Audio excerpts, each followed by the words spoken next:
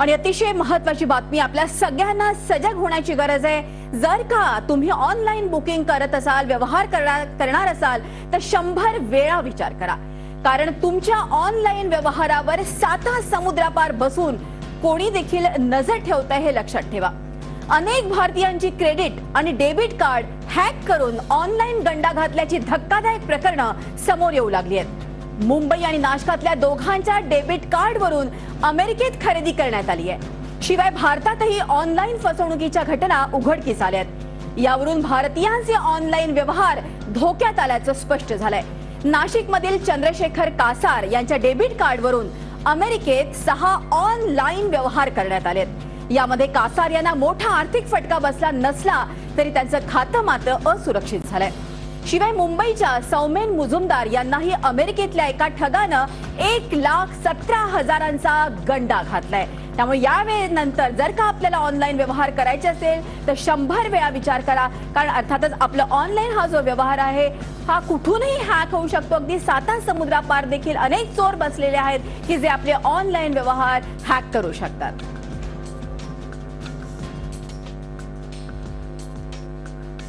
Britain आणि US मध्ये 3 ते 4 मिनिटाच्या अंतरात दोन देशांमध्ये ती खरेदी झालेली असं मला आढळून आलं।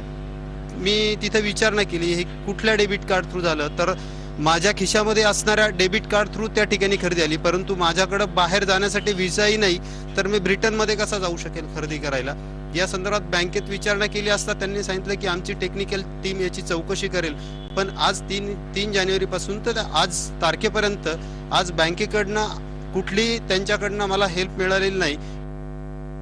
ते एकूणच भारतीयांच्या ऑनलाईन खात्यांवरील दरोडे पाहूयात।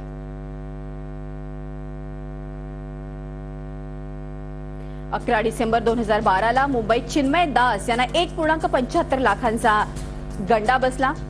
5 फेब्रुवारी 2013 सौमेन मुजुमदार यांना देखील अमेरिकेत 1.17 लाखाचा गंडा घालण्यात आला। 6 फेब्रुवारी 2013ला पीके ज्ञान यांना 10,000चा अमेरिकेतून गंडा घालण्यात आला। 2 फेब्रुवारी 2013 कोरेन यांच्या कंपनीला 1 कोटीचा ऑनलाईन गंडा घालण्यात आलाय। तर आपण बघतोय की कशा तऱ्हेनं ऑनलाईन व्यवहार करणं कठीण झालेलं आहे। ऑनलाईन बँकिंग व्यवहार करताना अतिशय सजगता पाळणं खूप गरजेचं आहे। 100 वेळा विचार करा आपण व्यवहार कसा करतोय, दरवेळेस पासवर्ड बदलणं हे देखील गरजेचं आहे। आणि आपल्याला हे माहिती आहे की आजकालच्या जशा नवीन बँक आहेत प्रमोशन करत आहेत डेबिट कार्ड, क्रेडिट कार्ड, परंतु त्याचबरोबर त्याच्यामध्ये असलेले धोके देखील आपल्याला लक्षात घेणं अतिशय गरजेचं आहे। त्या संदर्भात आपण अर्थातच बँकेतल्या लोकांशी आणि इतरही लोकांशी संपर्क करून कशा तऱ्हेनं हे ऑनलाईन व्यवहार जे आहेत हे अतिशय सेफली करू शकतो याचा आपण 100दा विचार करायला पाहिजे। कारण आज आपण बघतोय की भारतामध्ये असे अनेक ऑनलाईन व्यवहार करताना अनेकांची खाती हॅक झालेली आहे, अनेकांची खातं अमेरिकेतून खरेदी करण्यात आली आहे आणि अर्थातच मोठ्या प्रमाणात गंडा घालण्यात आलेला आहे।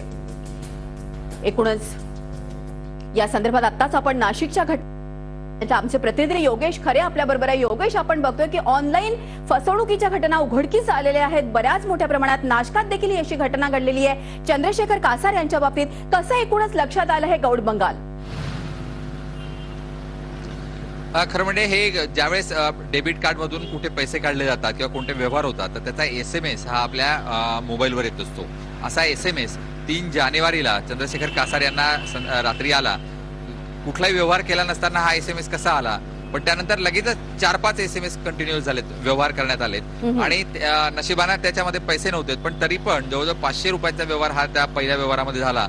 आणि त्याची खरेदी ज्यावेळेस चंद्रशेखर कासार यांनी IDBI बँकेत याबाबत तपास केला, ज्यावेळेस त्याची ट्रान्झॅक्शन्स घेतली तर त्यामध्ये अमेरिकेमध्ये हे डेबिट कार्डच्या माध्यमातून खरेदी झाल्याचं उघड झालं आणि हे समोर आल्यामुळे चंद्रशेखर कासारही भांबावले। म्हणजे एकूणच आपलं डेबिट कार्ड जर आपल्या खिशात असेल तरीही तुमचे अकाउंट मधून पैसे गायब होऊ शकतात, हेच या घटनेतून समोर आलं। निश्चितच अकाउंट मधून पैसे गायब होऊ शकतात, डेबिट कार्ड आपल्या खिशात असलं तरी अर्थातच 7 समुद्रापार आपण बघतोय की या चोरट्यांची नजर आहे अकाउंट्सवर। धन्यवाद योगेश, ही माहिती दिल्याबद्दल। होते नाशिकहून आमचे प्रतिनिधी योगेश खरे। तर पुन्हा एकदा जे लोक ऑनलाईन व्यवहार करत असतील बँकिंगचे, आणि आपल्याला माहिती आहे की बँकिंग तर आता मोठ्या प्रमाणात प्रमोशन करत आहे, मात्र दरवेळेस ऑनलाईन व्यवहार करताना अतिशय विचार करणं, सजग राहणं गरजेचं आहे आणि पासवर्ड वारंवार चेंज करणं हे देखील तेवढंच महत्त्वाचं आहे। यानंतर वळतोय दुसऱ्या महत्त्वाच्या बातमीकडे. मुंबईतली बातमी आहे. मुंबईत बांधकाम सुरू